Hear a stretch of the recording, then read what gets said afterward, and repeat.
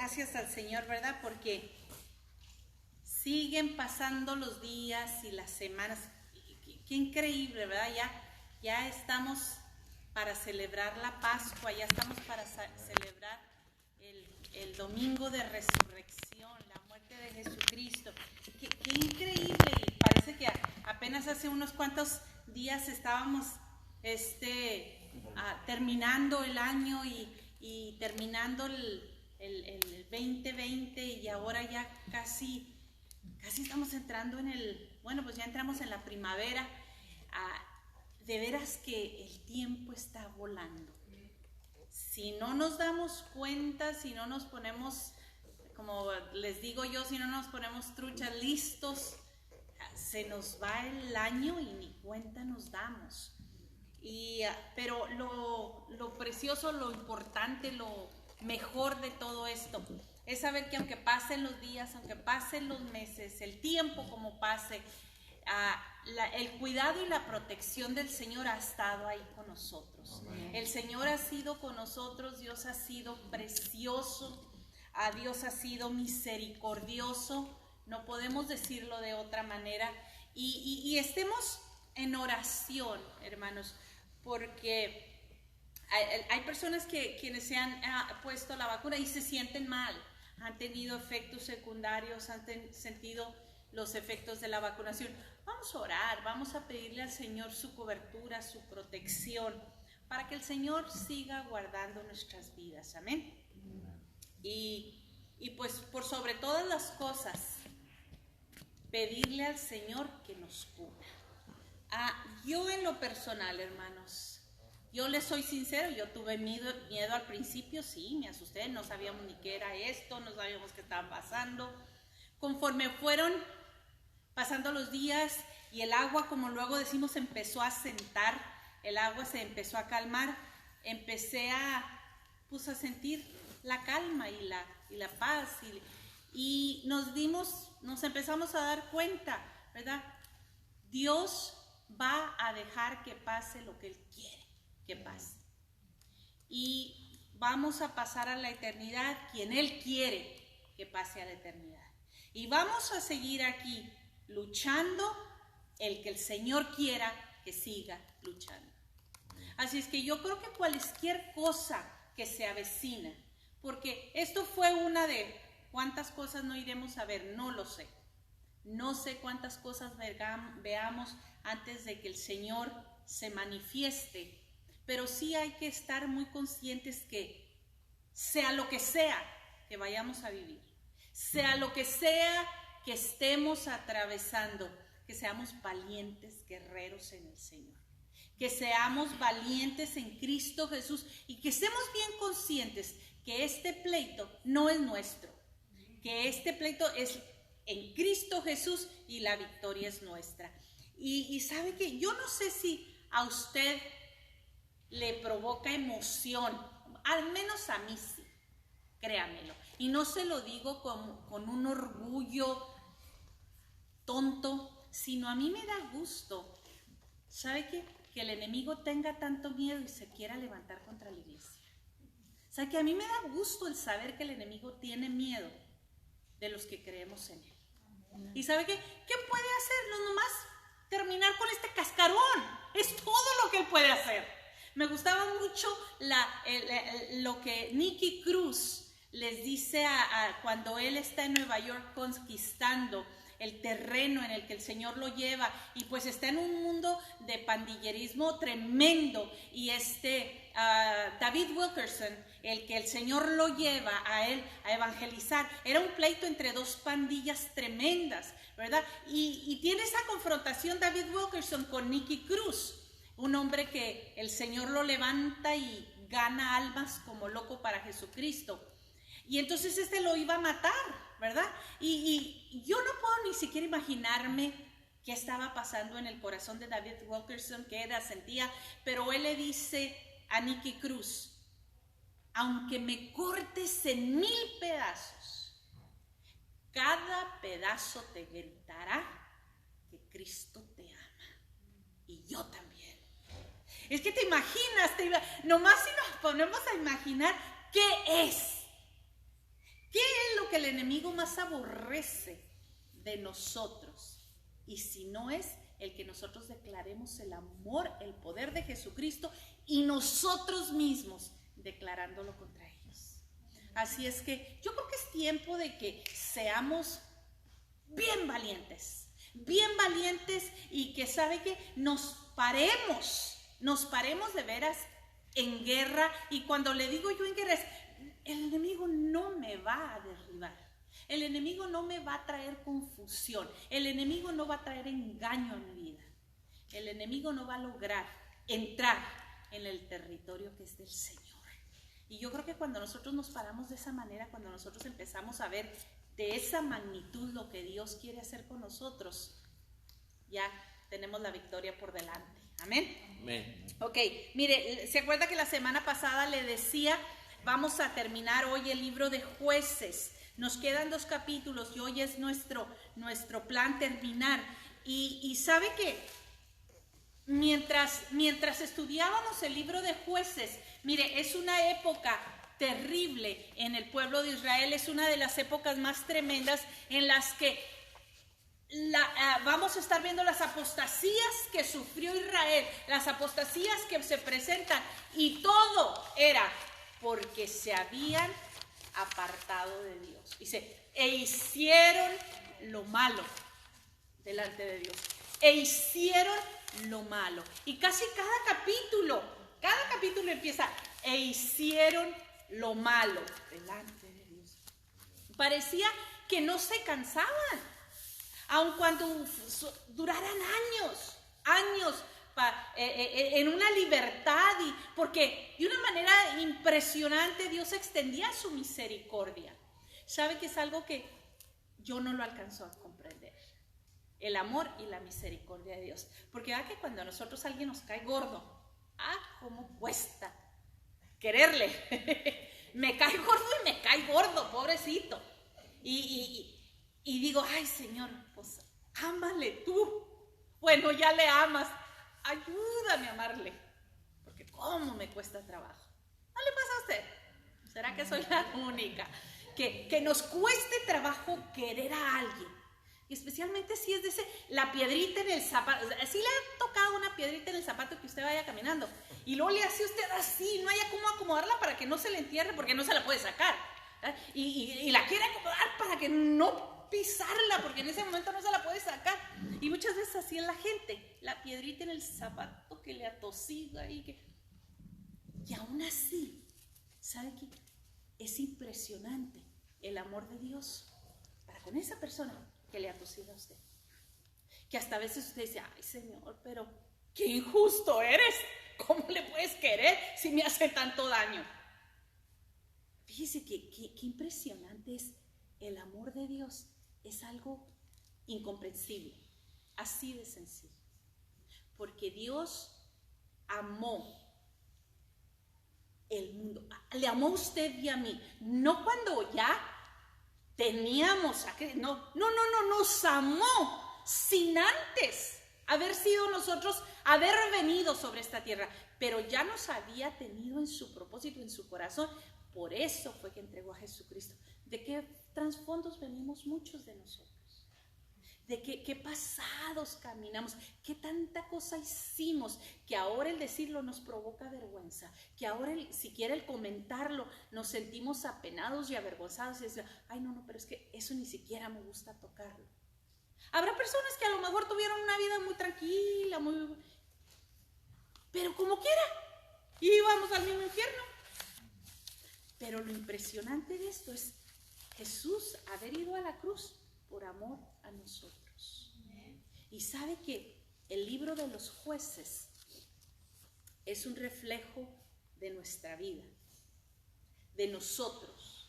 Porque sabe que cada vez que nosotros volteamos nuestro rostro de Dios y queremos nosotros caminar sin la presencia de Dios, viene el pecado en nuestras vidas. Viene inmediatamente y el pecado te agarra. Y lo más increíble es que cuando ya lo traes de compañero, ya platicas con ya te vas a la noche con él y ya ni siquiera se te hace pecado, porque ya estás tan familiarizado con él. ¿Por qué? Porque al Señor lo hicimos a un lado, porque al Señor lo pusimos en aquel lado, donde no cabía. Lo triste, hermanos, es que la iglesia está pasando por esa etapa en este tiempo. La iglesia ha querido hacer al Señor a un lado para ser aceptado por las comunidades, ser aceptado por una sociedad, ser aceptado al punto de que ahorita la persecución sea por predicar el evangelio. Ya no nuestra propia opinión, sino lo que la palabra dice.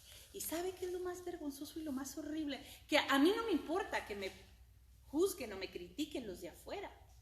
Lo triste es que los de adentro se agarran como perros y gatos cuando se trata del evangelio.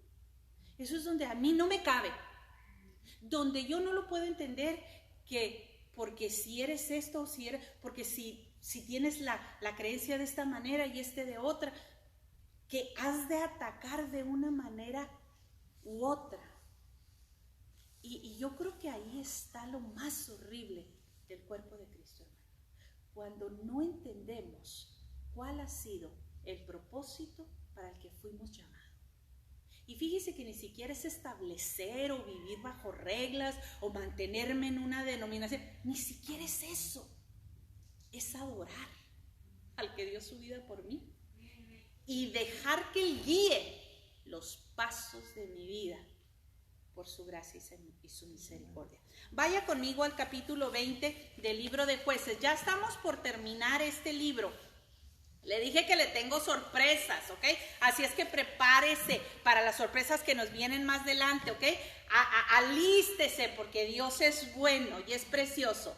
Entonces dice en el capítulo 20, salieron todos los hijos de Israel y se reunió la congregación como un solo hombre, desde Dan hasta Berseba y la tierra de Galaad, a Jehová en Mizpa. Y los jefes de todo el pueblo, de todas las tribus de Israel, se hallaron presentes en la reunión del pueblo de Dios, 400,000 hombres de a pie que sacaban espada. Fíjense bien, ¿se acuerdan por qué sucedió todo este alboroto? Sí, amén. Sí se acuerdan, ¿verdad? ¿Qué sucede con aquel hombre israelita, verdad? Que le quitan a la mujer, se la violan, la abusan de ella, y luego y nada más para que veamos, hermanos, cómo estaba la mente oscura. Ni unos ni otros, porque los que hacen esto son los de la tribu de Benjamín. El hijo amado, ¿se acuerdan? El favorito, el preferido, ¿quién era? El pequeño, el más chiquito, Benjamín. Ok, la tribu de Benjamín hace esto contra sus hermanos, contra la esposa del hermano, que independientemente del trasfondo de esta mujer. Y podemos ver, el pueblo del Señor ya estaba dividido, ya estaba completamente en desunión, pero lo peor de todo, el corazón estaba, pudiéramos decir, podrido. El corazón estaba maleado totalmente. Y déjeme decirle, hermano, una de las cosas que yo creo que a nosotros nos fortalece, créame, nos sostiene, nos levanta, es la palabra del Señor. Es cuando nosotros recibimos la preciosa palabra que nos ministra, que empieza a causar el cambio en nuestra vida y lo empezamos a poner por obra. Porque la palabra no es solamente ser ¿qué? Oidores, sino que hacedores de esta. Es decir, ponerla en práctica, practicar lo que la palabra nos está diciendo.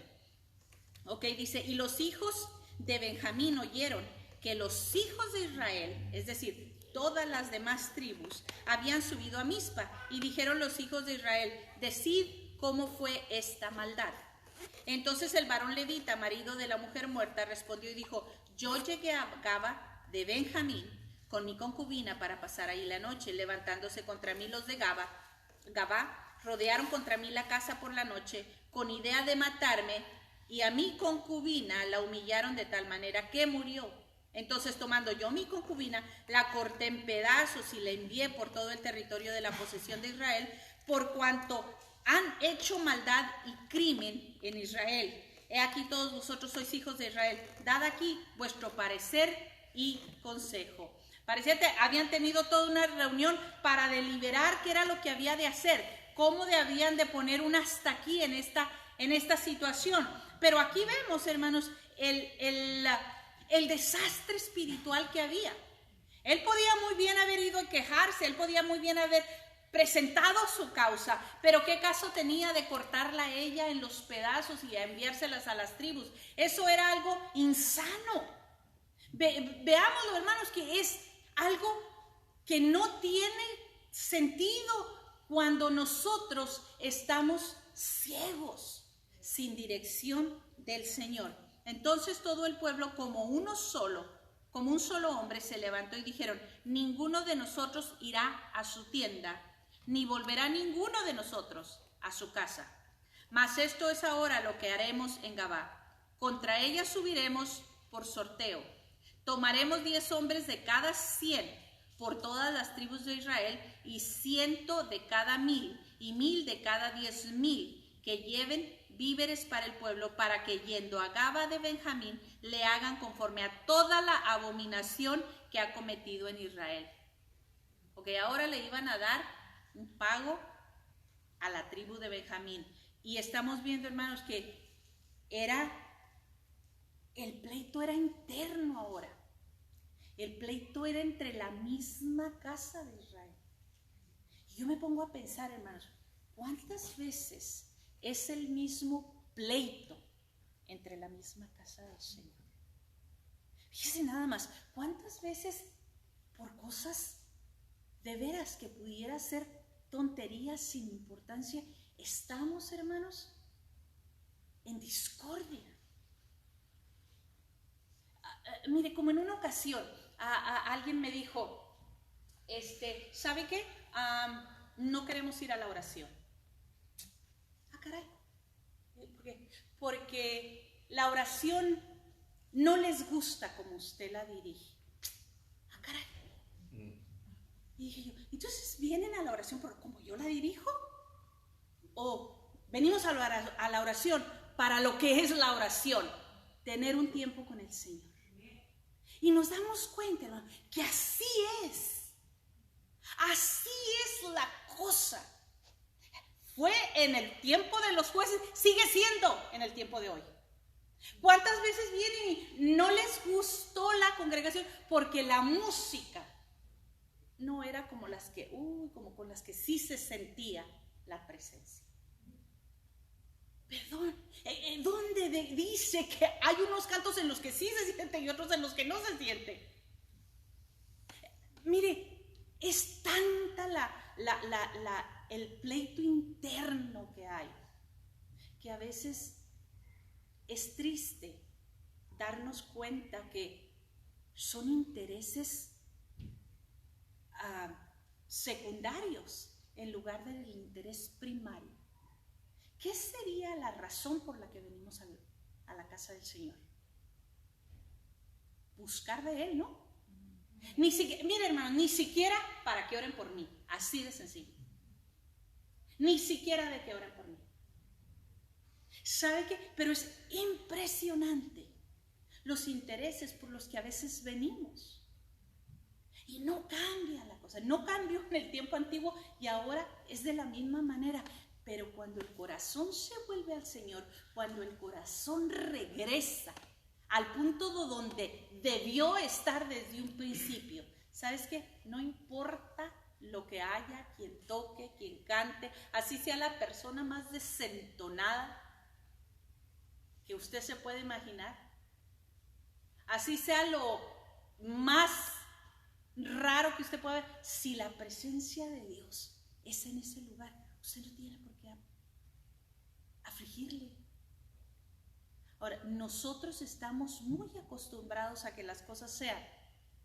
Y mire, y yo me he cachado muchas veces y digo, ay Señor, quítame eso porque ya no lo quiero decir. Y tengo tanta la costumbre y es el Señor, porque yo sé que no soy yo, que muchas veces cuando saludo a una persona que es nueva, lo regular, ¿verdad? Le digo, ay, qué bueno que nos visita, gracias a Dios. Ojalá y se haya sentido bien. Y me cacho yo misma, no crea. Digo, no venimos para sentirnos bien.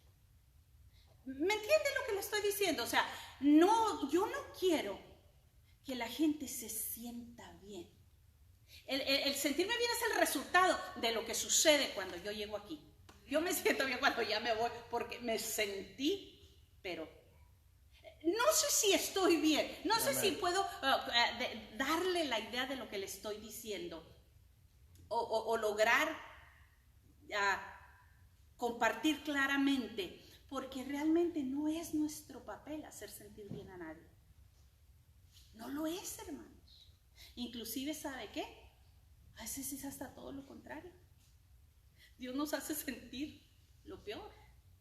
La diferencia, hermanos, es que cuando mi corazón tiene necesidad de, caes y te das cuenta que eres de lo peor y lo único que haces es pedir perdón. Pero no te estás afligiendo, no estás en la preocupación de lo que eres, sino, Señor, cámbiame. Y sabe que a veces estamos en esa posición, queriendo, y sabe que, y no que aquí queramos hacerlo así, hermano, pero yo me he cachado, como les digo, y que digo yo, no, pero a lo mejor esa no es la palabra correcta. Y no digo que está mal decirle a una persona, qué bueno que te haya sentido a gusto, no, sino como que es a mí quien me ha traído convicción esa palabra, a mí. Y es exactamente eso. La iglesia, hermanos, nos va a sacudir y nos va a limpiar y nos va a redarguir el Espíritu Santo. Ok. Y se juntaron todos los hombres de Israel contra la ciudad, ligados como un solo hombre. Fíjese nomás la unidad para el pleito. Y las tribus de Israel enviaron varones por toda la tribu de Benjamín diciendo, ¿qué maldad es esta que ha sido hecha entre vosotros? Entregad pues ahora a aquellos hombres perversos que están en Gabá, para que los matemos y quitemos el mal de Israel. Mas los de Benjamín no quisieron oír la voz de sus hermanos, los hijos de Israel, sino que los de Benjamín se juntaron de la ciudad de Gabá para salir a pelear contra los hijos de Israel.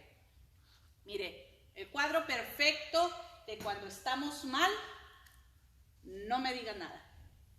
Yo ya sé, no me digan nada. ¿Qué era lo que la tribu de Benjamín debiera haber reconocido? Su maldad, ¿no? Su pecado. Debieron de haber entendido. Aún sin embargo, no quisieron y se levantaron a pelear. Dice, usted va a identificar, hermano, así, la persona que quiere la alineación del Señor cuando usted le da una palabra de corrección. Cuando usted le da una palabra de corrección a alguien y lo recibe y quiere el cambio, usted dice, está en serio. Pero cuando le soban la espalda y le dicen así, oh no, oh sí, perdón, y usted se da la media vuelta y vuelven a lo mismo, usted se da cuenta, mentira viva, ¿cierto o no es cierto? ¿Lo vemos aquí o no lo vemos? Lo vivimos, lo experimentamos. Y yo creo que es de las cosas más difíciles, que nos corrijan y recibir la corrección. Pero ¿sabe qué? Es de las cosas más edificantes en nuestra vida. Porque es lo único que nos va a traer crecimiento. Cuando a mí algo me dicen que está mal.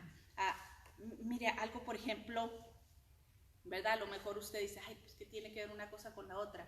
Pero es el hecho de entender. El lunes, ¿verdad? Fui con el doctor, fui con un quiropráctico y ya me midió, me puso andas bien chueca. Y me dijo, ¿verdad? Toda la chocura que traía. Pero lo impresionante ya después, el tratamiento, el ajuste que da es impresionante. Yo jamás había visto algo semejante. El ajuste yo no lo sentí, yo no sentí que me tocó, así de sencillo. Es fuera de que lo pueda yo entender. Pero lo increíble es que se me quitó completamente el dolor de la espalda. Bueno, no el de los hombres, sino el del cuello aquí. Pero así, inmediato. Entonces me vuelve a medir y me dice, mira, estabas así, bla, bla, bla. Y ya me empieza a decir, dice, se enderezó. Dice, pero vamos a seguir manteniendo porque necesito enderezar. Y me empieza a decir, dice, ¿sabes que tú tienes la tendencia de estar de lado? Y yo, sí es cierto. Porque casi por lo regular yo no sé, pensar que estoy quién sabe qué. Y me dice, sí, tienes la tendencia. Y me dice, ¿de qué lado? Y le digo, sí. Me dice, por favor, mantén tu cara derecha. Pues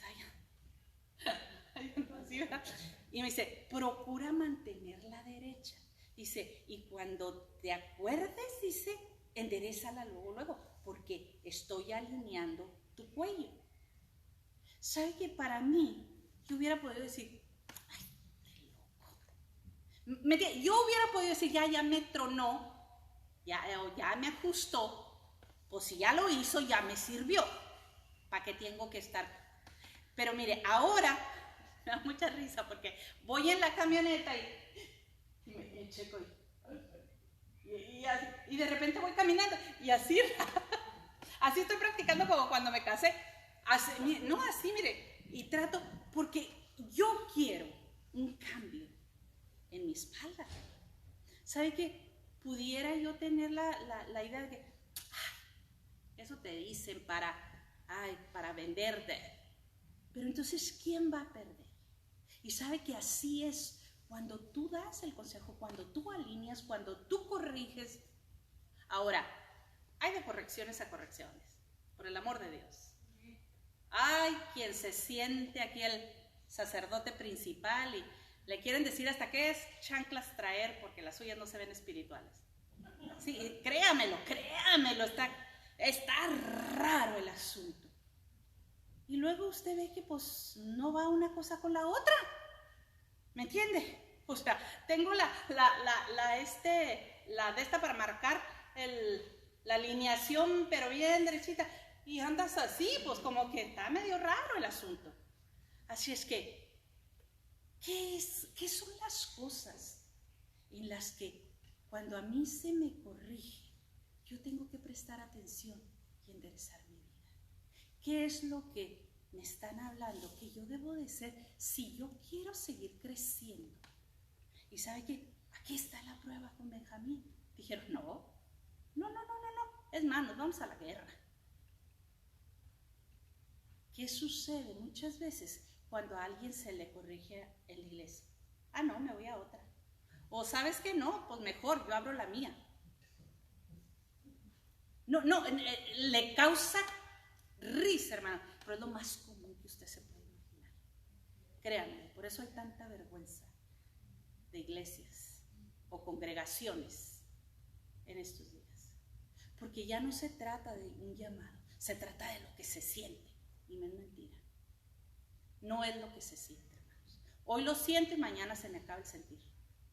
No, es el llamado. Y el llamado, ese sí no te suelta. El llamado, hermanos, es algo que te quema por dentro. Es algo que te estés ahogando, ahí permaneces. ¿Y sabe qué? La emoción es algo que cuando se te acaba, lo dejas ir. Así es que pongámonos listos. Dice, entonces, y fueron contados en aquel tiempo los hijos de Benjamín de las ciudades 26,000 hombres. Échele cuentas nomás, ¿ok? Que sacaban espada sin los que moraban en Gaba, que fueron por cuenta 700 hombres escogidos. De toda aquella gente había 700 hombres escogidos que eran zurdos. Fíjese bien, todos los cuales tiraban una piedra con la honda. ¿A qué? ¿A qué dice? ¿Y qué? No erraba. Usted imagínese el cálculo. Ahora, fíjese bien, cuando vemos la historia de David, es impresionante. Y ahí sabemos, ¿verdad?, que fue el Señor, porque David lo declara abiertamente y dice: no vengo a ti que con espada ni jabalina, sino vengo a ti en el nombre de Jehová de los ejércitos. O sea, él declara perfectamente quién le envió y en el nombre de quién va. Pero la habilidad de David era indiscutible. La habilidad que David tenía era única, así como lo vemos. Los que estaban entendiendo, imagínense nada más, dice, eran zurdos. Yo ni siquiera a la L puedo poner, eran zurdos y no solamente manejaban la cuerda, pero a un cabello. Ni siquiera los podemos ver todo el mechón, menos un solo cabello, y no erraban. Fíjese bien. ¿Se acuerda cuántas piedritas agarró David? ¿Cuántas agarró? 5. ¿Usted cree que porque tenía miedo de que si no lo tiraba con uno, lo sacaba la otra? Fíjese que Goliat tenía 4 hijos. Goliat tenía 4 hijos. Así es que David nomás llevaba 5 piedras. Una para cada uno. Se le levantaba al otro, se le echaba de igual manera. O sea, nada más para que vea la exactitud que poseían estos hombres. Ok, siga conmigo. Y dice: luego se levantaron los hijos de Israel y subieron a la casa de Dios y consultaron a Dios diciendo: ¿quién subirá de nosotros el primero en la guerra contra los hijos de Benjamín? Y Jehová respondió: Judá será el primero. Se levantaron pues los hijos de Israel por la mañana contra Gaba, y salieron los hijos de Israel a combatir contra Benjamín, y los varones de Israel ordenaron la batalla contra ellos junto a Gabá. Saliendo entonces de Gaba, los hijos de Benjamín derribaron por tierra aquel día 22,000 hombres, fíjese bien, de los hijos de Israel. Mas reanimados el pueblo, los varones de Israel volvieron a ordenar la batalla en el mismo lugar donde la había ordenado el primer día. Porque los hijos de Israel subieron y lloraron delante de Jehová hasta la noche y consultaron a Jehová diciendo: ¿volveremos a pelear con los hijos de Benjamín, nuestros hermanos? Y Jehová les respondió: subid contra ellos. Fíjese bien, de repente se acordaron que sí eran los hermanos. ¿Se fija usted? Primero se fueron valientes a la batalla y se los iban a echar, los iban a desbaratar, pero no se daban cuenta que pues eran guerreros, sabían pelear, estaban preparados para la batalla, y de repente al consultar a Dios, dice: ok, entonces ahora sí tenemos que ir contra ellos porque son nuestros propios hermanos. Por lo cual se acercaron los hijos de Israel contra los hijos de Benjamín el segundo día, y aquel segundo día, saliendo de Benjamín de Gaba contra ellos, derribaron por tierra otros 18,000 hombres de los hijos de Israel, todos los cuales sacaban espada. Entonces subieron todos los hijos de Israel y todo el pueblo, y vinieron a la casa de Dios y lloraron, y se sentaron ahí en presencia de Jehová, y ayunaron aquel día hasta la noche, y ofrecieron holocausto y ofrendas de paz delante de Jehová. Y los hijos de Israel preguntaron a Jehová, pues el arca del pacto de Dios estaba ahí en aquellos días. Y Finés, hijo de Eleazar, hijo de Aarón, ministraba delante de ella en aquellos días. Y dijeron: ¿volveremos aún a salir contra los hijos de Benjamín, nuestros hermanos, para pelear, o desistiremos? Y Jehová dijo: subid, porque mañana, ¿qué dice? Yo no los heredaré. Mire, en este pasaje yo quiero que usted capte perfectamente lo que Dios dice. Sí, suban porque yo los entregaré. O sea, cuando Dios toma el asunto en sus manos, no hay pérdida. Y estas luchas, cuando el Señor está en medio de ella, no tenemos por qué salir perdiendo. ¿Sí me entiende?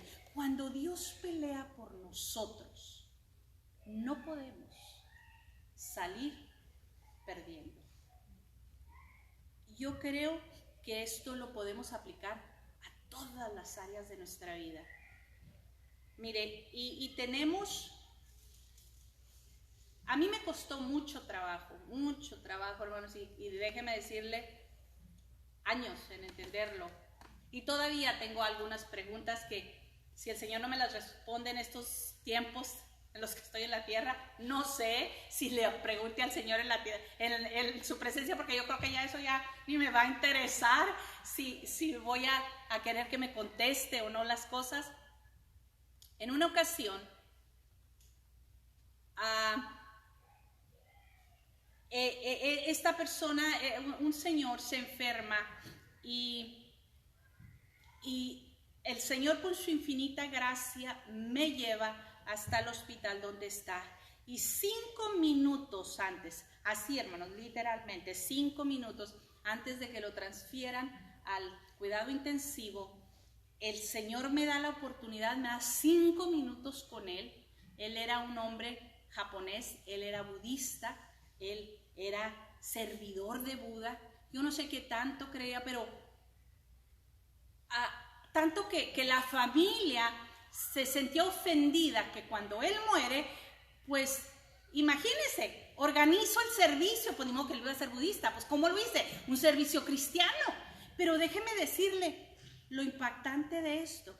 5 minutos antes de que él es llevado a cuidados intensivos, le presento a Jesucristo en cuestión de minutos, porque yo todavía hasta este momento no entiendo cómo el enfermero me dejó sola ahí con él. Y él se sale porque él empieza a entrar en una situación bien crítica y andan corriendo todo el mundo, y a mí me dejan estar ahí con él. Ya ve que cuando se presentan esas situaciones críticas, luego le sacan del cuarto, espéranos ahí afuera, bla, bla, bla. Ok, no hicieron eso conmigo. Y empiezo a hablarle y empiezo a decirle a él, ¿sabes qué? Y yo no sé porque, mire, como que no sé si esa soy yo o qué, pero trato de tener mucho cuidado cuando ministras a una persona acerca, ya en el momento final, y precisamente hoy me tocaba eso, el día de hoy también, porque no hay así decirle, bueno, ya vas a pasar a la eternidad, no sabes, ¿me entiendes? Porque vas a ir a orar por sanidad y les estás diciendo, bueno, a lo mejor ya pasa, porque es muy probable. Y cuando estoy hablando con él, le dije, mira, yo no sé dónde vas a despertar, yo no sé si estos son tus últimas horas. Y él me estaba oyendo, él estaba perfectamente consciente. Le dije, pero Dios me mandó aquí. Le dije, porque Cristo quiere tu corazón. Y empiezo a darle así en una cuestión tan breve. Le dije, ¿quieres aceptar a Cristo en tu corazón? Y él empieza con sus lágrimas a llorar y me dice que sí. Le dije, Cristo te ama y te está esperando con sus brazos abiertos. Cuando tú abras tus ojos a la eternidad, lo primero que vas a ver es a Jesucristo. Y te está esperando con sus brazos abiertos. Y él empieza a llorar. Y entonces le dije, ¿quieres orar conmigo? Y él me decía que sí, hicimos la oración, él balbuceaba, tú repite esta oración en tu mente, y así. ¿Sabe que eso fue un proceso tan tremendo, de que yo no entendía por qué Dios permitía que yo viviera ciertas cosas en esa situación, que yo no las entendía? Yo decía, pero Señor, ¿por qué las cosas no funcionaron como yo pensé que iban a funcionar? Y yo después me pensaba, hijo, lo más precioso hubiera sido que el milagro más grande era que él hubiera sido sanado, que hubiera habido esto. Y yo pensaba, sin ponerme a pensar, que el milagro mayor y la victoria mayor en ese día era su salvación y su eternidad en Cristo Jesús. Cuando yo llego a mi casa, ya me sentí, ¿verdad? Ya estaba yo pues triste por lo que estaba pasando y todo. Y me siento a pensar, y en eso haga de cuenta que en eso pienso, y dije, y de esas veces así como que te hace clic, ¿verdad? Y por eso me odia el enemigo. Y empecé, yes, sí Señor, sí, sí, por eso me odia. Y hasta me empezó a dar emoción. No le hace que por eso me odie, porque el milagro no es precisamente la sanidad, sino la salvación. Entonces, cuando nosotros, hermanos, trabajamos por lo que realmente vale, que es eternidad, eternidad, no las cosas momentáneas, y nosotros nos enfocamos muchísimo a lo momentáneo, a que se vea el milagro, a que la gente se pare, a mí que yo deseo ver esos milagros, pero ¿sabe una cosa? Mayor gloria, mayor triunfo y mayor victoria que la iglesia debe de entender es cuando las almas se reconcilian con Cristo.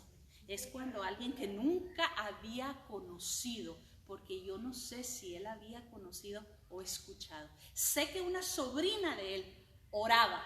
Y sabes que cuando hacemos el servicio, esa sobrina viene llorando conmigo y me dice, ¿sabes qué? Dice, no sabes cuánto lloré cuando me dijeron que mi tío murió. Dijo, lloré y lloré con un desconsuelo. Dijo, porque nunca le había presentado a Cristo. Y ella sí era cristiana. Y entonces la abrazo y le dije, pero él sí lo aceptó. Lo aceptó y el Señor le dio la oportunidad. Y entonces ella empieza a llorar y dice, mis lágrimas ahora son de gozo, dice, porque lo aceptó. Y te das cuenta, ¿cuáles son nuestras batallas más gloriosas, hermano? Sino el que nosotros robemos las almas para Cristo, que se las arranquemos así del mismo infierno a Satanás, porque si la persona pasa una eternidad sin Cristo, la perdimos. Y su alma no anda por ahí, hermano, su alma no anda visitándote, su alma no te anda hablando, no te anda hablando por solo, nada de eso. Ya su alma se perdió o su alma está con Cristo, nada más. Así es que fíjese qué tan importante es entender nosotros que nuestras batallas son gloriosas y nuestras victorias aún mayor. Ok. Ay, no me quedé.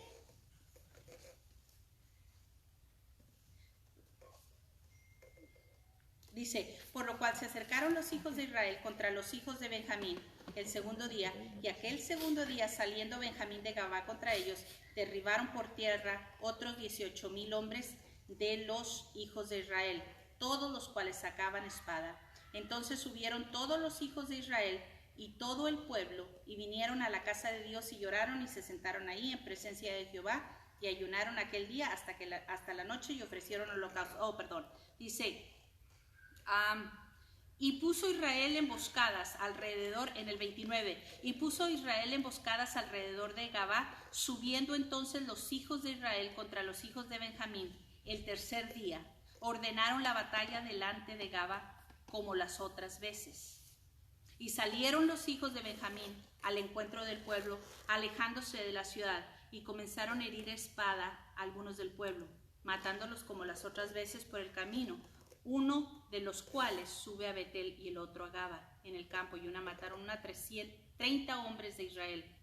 Y los hijos de Benjamín, oiga usted, decían, vencidos son delante de nosotros como antes. Mas los hijos de Israel decían, huiremos y los alejaremos de la ciudad hasta los caminos. Entonces se levantaron todos los hijos de Israel de su lugar y se pusieron en orden de batalla en Baltamar, y también las emboscadas de Israel salieron de su lugar de la pradera de Gaba, y vinieron contra Gaba 10,000 hombres, escogidos de todo Israel, y la batalla arreciaba, mas ellos no sabían que ya el desastre se acercaba a ellos. ¿Y derrotó quién? Jehová. Derrotó Jehová a Benjamín delante de Israel, y mataron los hijos de Israel aquel día a 25,000 hombres, 25,100 hombres de Benjamín, todos los cuales sacaban espada.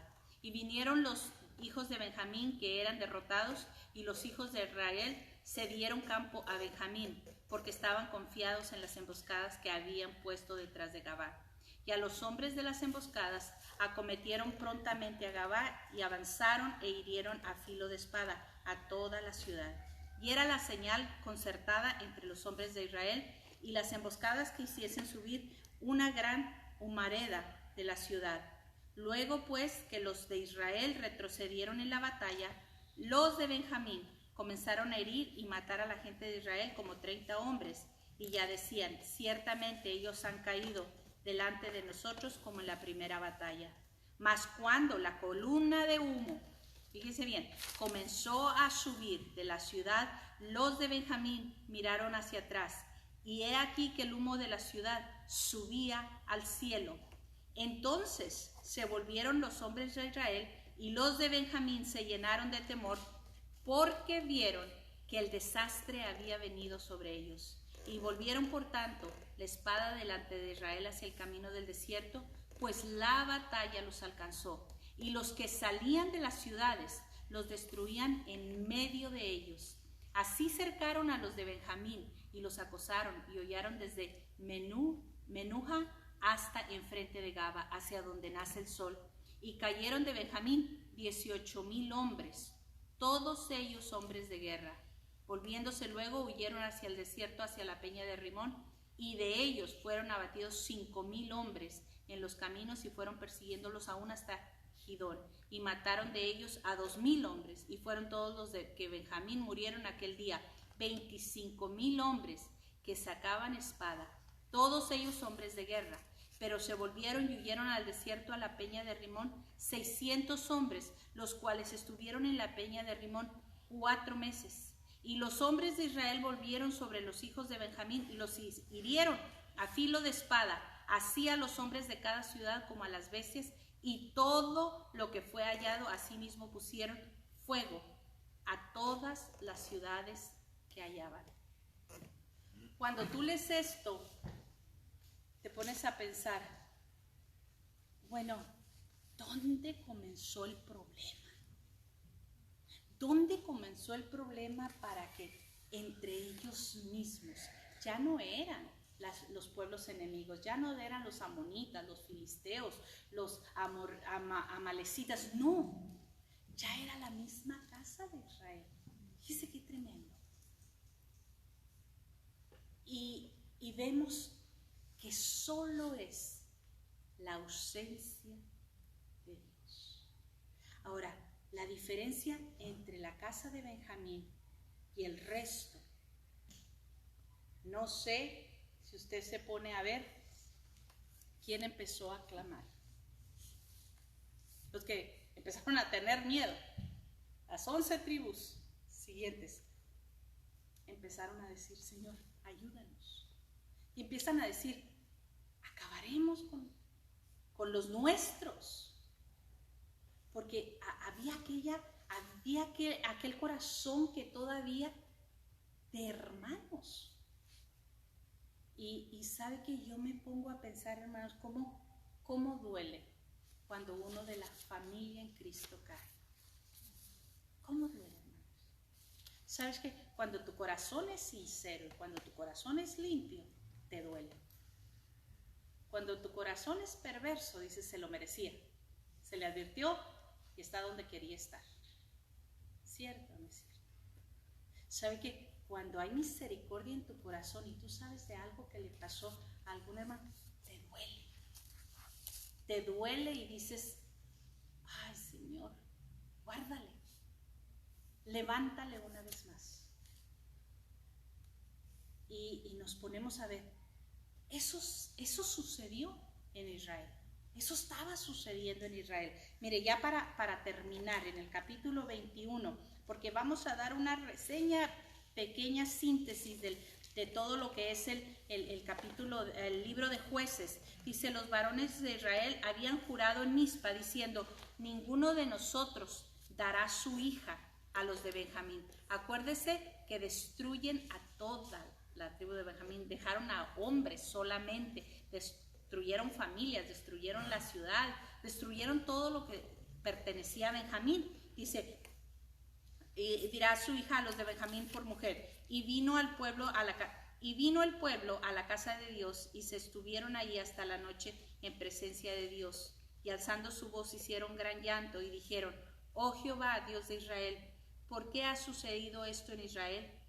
Que falte hoy de Israel una tribu. O sea, te das cuenta, ahora la casa de Israel estaban reconociendo, se va a acabar la tribu de Benjamín, porque al no tener esposas, pues se iba a morir, iba a desaparecer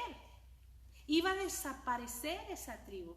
Y ellos reconocen, dicen, Señor, pero si tú nos creaste a nosotros para memoria eterna. para que toda la tierra sepa. Fíjense lo importante que tenemos que ver, hermanos, que lo desde el principio, acá en Génesis, donde vemos la repartición, cómo Dios empieza, cómo Dios forma esta preciosa nación. Ahora el diablo trataba de destruir el plan perfecto del Señor, porque aquí pues vemos es la intervención de Satanás. Siempre que Dios tiene propósitos, hermanos, con nosotros, con su pueblo, el enemigo tratará a como dé lugar de destruir el propósito de Dios para nosotros. No iba a ser menos o diferente con la casa de Israel. Entonces, ¿qué iba a tratar de hacer? Eliminar. Dice, y al día siguiente el pueblo se levantó de mañana y edificaron allí altar y ofrecieron holocaustos y ofrendas de paz, y dijeron los hijos de Israel, ¿quién de todas las tribus de Israel no subió a la reunión delante de Jehová? Porque se había hecho gran juramento contra el que no subiese a Jehová en Mizpa, diciendo, sufrirá la muerte. Y los hijos de Israel se arrepintieron a causa de Benjamín su hermano, y dijeron, cortada es hoy de Israel una tribu. ¿Qué haremos en cuanto a mujeres para los que han quedado? Nosotros hemos juramentado por Jehová que no les daremos nuestras hijas por mujeres. O sea, ellos sabían, hermanos, que lo que prometían a Dios tenían que cumplir. Y sabe que eso me impresiona bastante, hermanos, aun cuando ellos sabían que esa promesa determinaba la existencia de toda una de las tribus, de toda una parte de la descendencia de la casa de Israel. Y dijeron, no podemos faltar a nuestra promesa. ¿Qué tan importante es mantener nuestra palabra con el Señor, hermanos? ¿Qué tan importante es mantener lo que yo le digo a Dios que voy a hacer?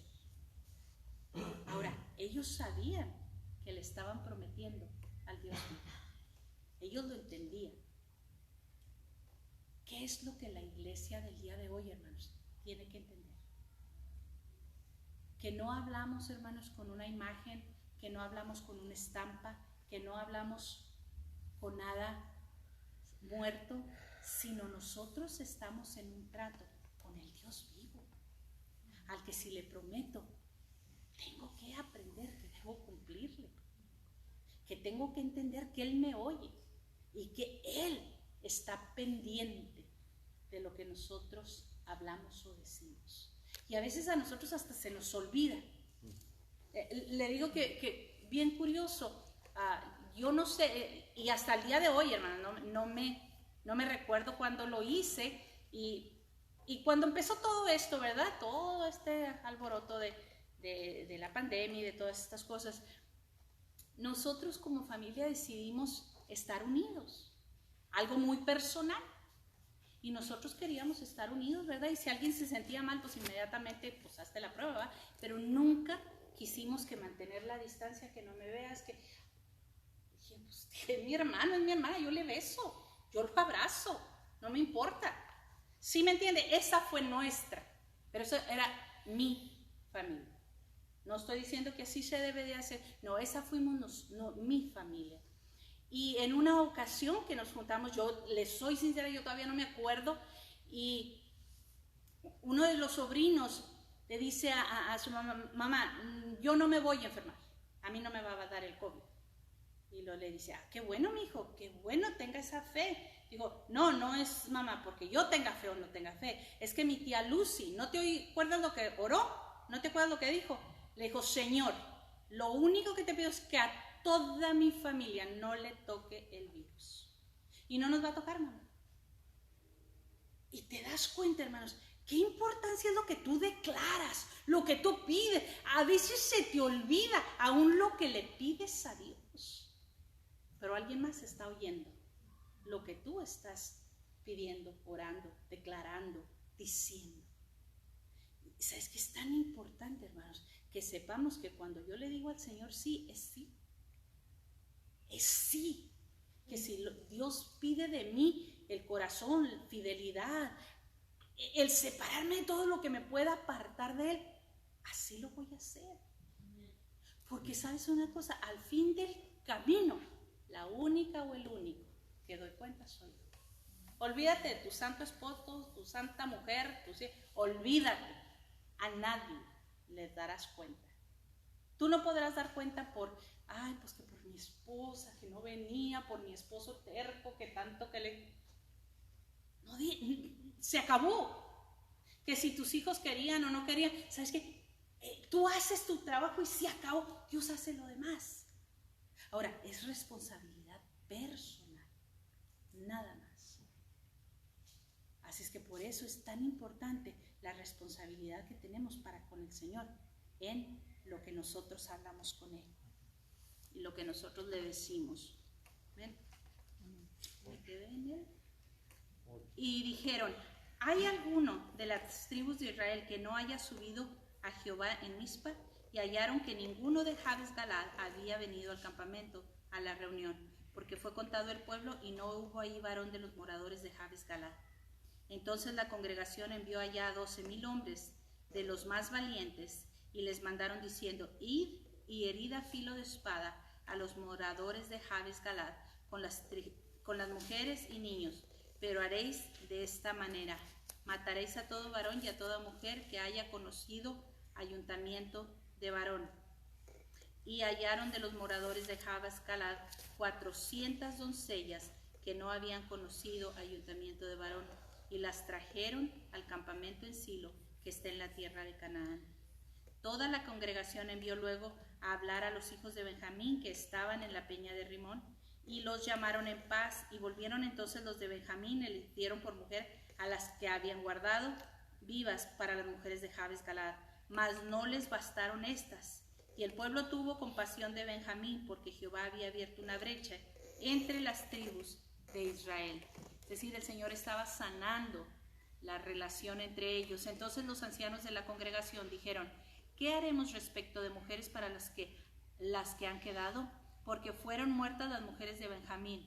Y dijeron, tenga Benjamín herencia en los que han escapado, y no sea exterminada una tribu de Israel. Pero nosotros no les podemos dar mujeres de nuestras hijas, porque los hijos de Israel han jurado diciendo, maldito el que diere mujer a los benjamitas. Ahora bien, dijeron, he aquí, cada año hay fiesta solemne de Jehová en Silo, que está al norte de Betel y al lado oriental del camino que sube de Betel a Siquem y al sur de Lebona. Y mandaron a los hijos de Benjamín diciendo, id y poned emboscada en las viñas, y estad atentos, y cuando veáis salir a las hijas de Silo a bailar en corros, salid de las viñas y arrebatad cada uno mujer para sí de las hijas de Silo, e ir a tierra de Benjamín. Y si vinieren los padres de ellas a sus hermanos, o demandándolas, nosotros les diremos, hacednos la merced de concedérnoslas, pues que nosotros en la guerra no tomamos mujeres para todos. Además, no sois vosotros los que se las disteis, para que ahora seáis culpados. Y los hijos de Benjamín lo hicieron así, y tomaron mujeres conforme a su número, robándolas de entre los que danzaban. Y se fueron y volvieron a su heredad, y reedificaron las ciudades, y habitaron en ellas. Entonces los hijos de Israel se fueron también de ahí, cada uno a su tribu y a su familia, saliendo de ahí cada uno a su heredad. En estos días no había ¿qué? En Israel. Cada uno hacía, ¿qué? Fíjese qué tremendo. Fíjese cómo termina el libro. Sin la presencia del Señor. Y todo lo que vemos en todo este libro de Jueces, hermanos, es una ausencia de Dios. Mire, el capítulo 1 y 2 introducen la época de los jueces. La época de los jueces se hace ver del capítulo 3 al 17, cuando empieza el Señor a presentar a los jueces. Los resultados de la época de los jueces son del 17 al 21, que es una total confusión. Ok, en el primer capítulo, la primer En el primer capítulo es la condición de la nación de Israel después de la muerte de Josué. Ese es en el primer capítulo de Jueces. En el segundo capítulo es el ciclo de Israel durante el periodo de los jueces. Es ese ciclo en el que se va a mostrar todo lo que Dios hace porque no había rey en Israel, porque los pueblos hacían lo que querían, como bien les parecía, y Dios empieza a levantar los jueces para Israel. La primera apostasía la vamos a ver en el capítulo 3 del versículo 1 al 11, donde Israel es conquistado por Mesopotamia y es liberado por Otoniel. La segunda apostasía es en el capítulo 3 del verso 12 al 31. Y es cuando Israel es conquistado por los moabitas y los filisteos y es liberado por Ahod y Samgar. La tercera apostasía que sufre el pueblo de Israel es en el capítulo 4, del capítulo 4, versículo 1 al capítulo 5, versículo 31, donde Israel es conquistado por Canaán y son liberados por Débora y Barak. ¿Se acuerdan? ¿Se acuerda esa victoria tan impresionante? Y solamente si tú vas conmigo. Ok, la cuarta apostasía la presentamos en el capítulo 6, verso 1 al capítulo 8, versículo 32, donde Israel es conquistado por Madián y es libertado por Gedeón. ¿Se acuerda? ¿Se acuerda en ese tiempo? Él levantado Gedeón y el pobrecito, como le dice al Señor varias veces, esforzado y valiente, soy más miedoso que otra cosa, y eres esforzado. Y vemos, ¿verdad?, cómo el Señor le veía esforzado y valiente. Aunque él tuviera el miedo, aunque él tuviera todo el pánico del mundo, Dios lo veía valiente. Y eso es lo que cuenta, cómo nos ve el Señor. La quinta apostasía es en el capítulo 8, del versículo 33 al capítulo 10, verso 5. Y es la guerra civil de Israel. Y son librados por Abimelech, por Tola y por Jair. La sexta apostasía es del capítulo 10, versículo 6 al capítulo 12, verso 15, donde Israel es conquistado por los filisteos y por los amonitas, y es liberado por Jefté y Basán, Elón y Abdón. La séptima apostasía, que es la que vemos con la que cierra esta etapa de apostasía en Israel, es cuando Israel es conquistado por los filisteos y es liberado por Sansón, del capítulo 13 al 16. Y vemos la apostasía religiosa en el templo del capítulo 17 al 18, cuando es levantada la imagen, y cuando la madre le dice, pues me robaron el dinero. No, aquí está, yo lo agarré. Oh, bendito seas, hijo, qué bueno, porque la quiero para levantar la estatua. Y vemos, hermanos, una decadencia tremenda en esta época, en este tiempo. Vamos en el segundo tiempo, vamos a ver que Dios tiene misericordia, tiene propósito, tiene plan para Israel. Y sabe una cosa, no importa cuánto Israel haya fallado, no importa cuánto Israel haya desobedecido, siempre ha estado en el corazón de Dios. Y eso es lo más impresionante con nosotros. No importa qué tan infieles somos. Ay, porque yo creo que si alguien somos infieles somos nosotros.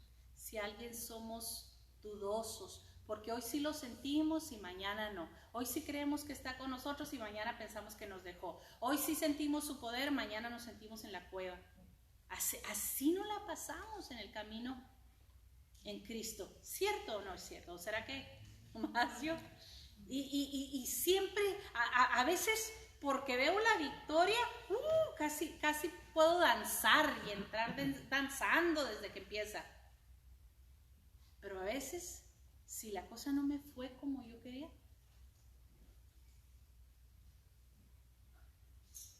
siento como si el enemigo se hubiera apoderado totalmente de todo lo que me pertenecía.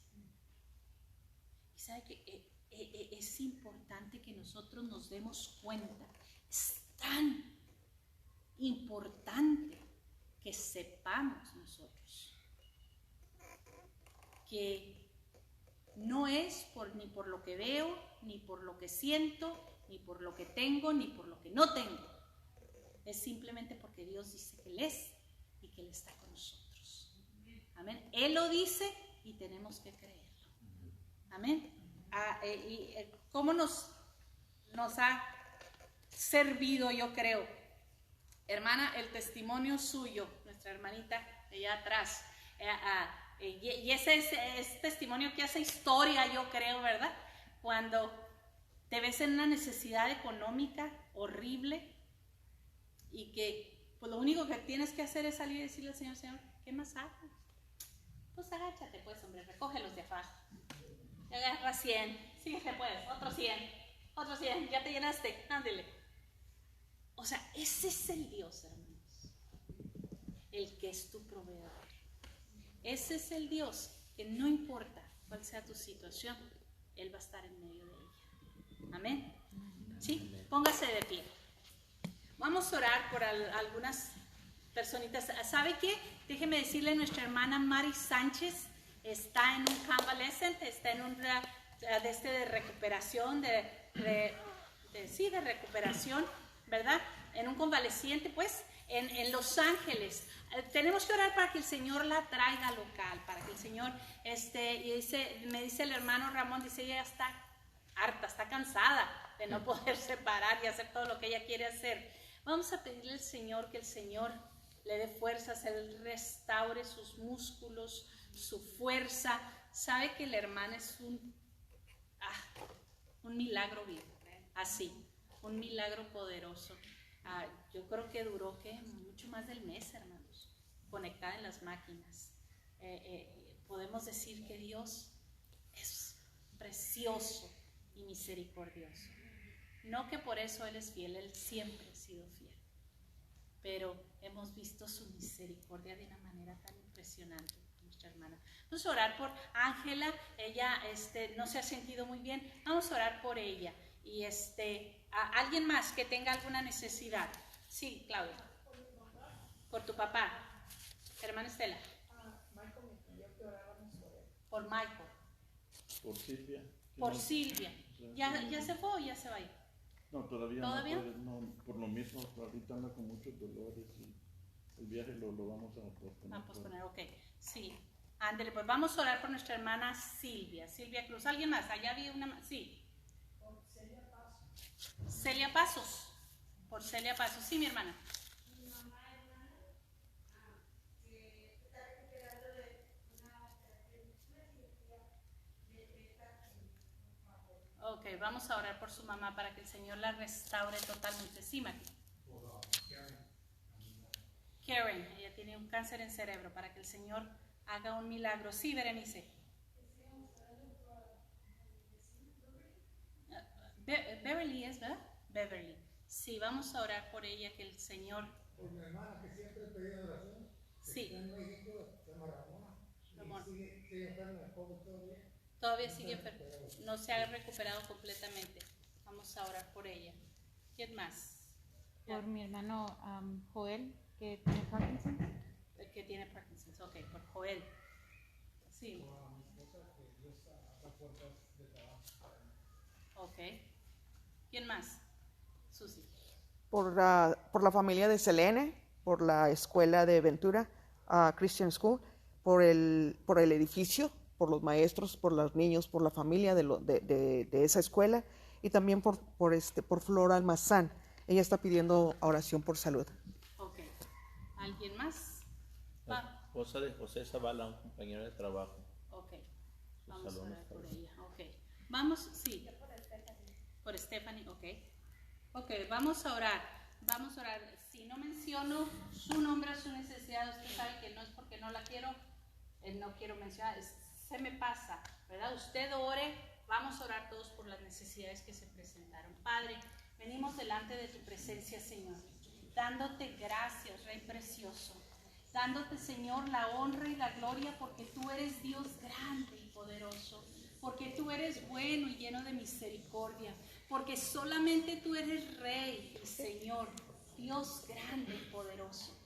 Señor, tú has escuchado cada necesidad, tú has escuchado cada petición, Dios, en esta mañana, en esta tarde, Padre. Tú has escuchado, Señor, la necesidad de un trabajo para la esposa de mi hermana, Señor. Ella necesita, Padre, que tú abras puertas y le bendigas con un trabajo, Dios. Yo te suplico, Señor, que tú abras caminos, que tú muestres tu poder y tu grandeza en esta necesidad. Por Ángela, Padre, restáurala, levántala, cúbrela, mi Señor, con tu sangre preciosa. Protégela, Dios, guárdala en el hueco de tu mano. Señor, por la necesidad de Claudia, de mi hermana Estela, Señor, de mi hermano David, de mi hermana, Señor, Yadi. Señor, cada necesidad que ha sido presentada, Rey, te suplico, mi Señor, que tú toques, que tú sanes, que tú traigas libertad en el pensamiento, en el corazón, que tú te muevas de una manera poderosa, Señor, por Stephanie, bendito Dios, por Celia, mi Señor, por esta señora, Padre, que está enferma, postrada en una cama, Dios, con un cáncer terminal. Tú eres suficiente. Por la señora Ramona, Dios, por Karen, Padre precioso, no hay imposibles para ti. Señor, por la esposa del compañero de trabajo, oh Rey hermoso, tú eres el único, bendito Dios, que toca las vidas, que toca los corazones. Señor, por la mamá de mi hermana, Dios, restáurala totalmente. Tú eres suficiente, tú eres nuestro médico, tú eres el que toca, que sana, que restaura. Para ti no hay imposible, Señor. En este momento, Dios hermoso, te estamos pidiendo con todo nuestro corazón, con todo nuestro ser, precioso Rey, que tú muevas tu mano preciosa. Yo te pido, bendito Dios, que la necesidad de cada uno de los que estamos aquí, cualesquiera que ésta sea, cualquier necesidad que hubiera en medio de tu pueblo, Rey, bendito Señor, te suplicamos nos contestes, Dios, por esta escuela que pidieron, Señor, por la familia de Selene, por los maestros, Señor, por cada necesidad, por esta señora que pide oración. Rey, tú tienes todo en tus manos, Señor, y no hay cómo darte gracias, no hay ni palabras suficientes para agradecerte, Dios, por todo lo que tú haces con y por nosotros. Tú eres suficiente, Rey. Padre, te queremos, te adoramos, bendecimos tu nombre, Señor, y te damos una vez más gracias. Gracias por escuchar nuestras necesidades. Gracias por hacerlas tuyas, Rey, y porque tú traes respuesta en este momento, Señor, a cada corazón en necesidad. Padre, sé con nosotros. Guárdanos en este tiempo, Señor, de dificultad. Pero te pido una cosa, Señor. Sigue encendiendo fuego en nuestras vidas. Sigue encendiendo nuestros corazones de una manera, Padre, que todo esto, Señor, sea un fuego de tu presencia. Que aquí se pueda sentir, Señor, ese fuego glorioso de tu presencia. Señor, te damos toda la honra y toda la gloria a ti. Amén. Que el Señor le bendiga.